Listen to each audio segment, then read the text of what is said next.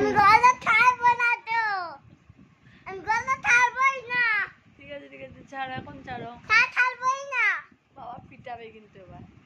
ছাড়লে আমাদের বস। আমি তোমার বস।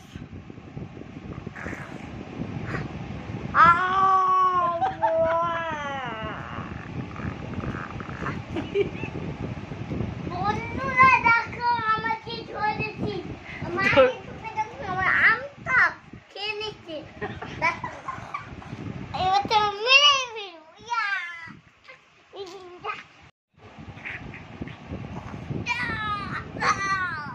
উফ, আমাকে মেরে ফেলবে এবার।